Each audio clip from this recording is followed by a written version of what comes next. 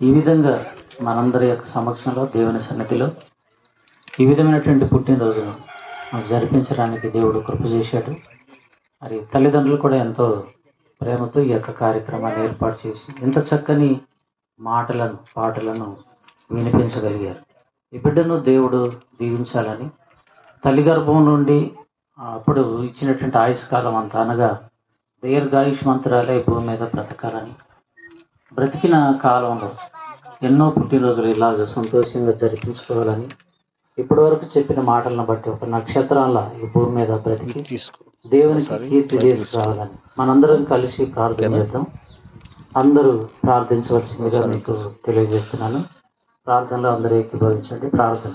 పరిశుద్ధుడైన మా తండ్రి, మీకు వందనాలు చెల్లిస్తున్నాము నాయన.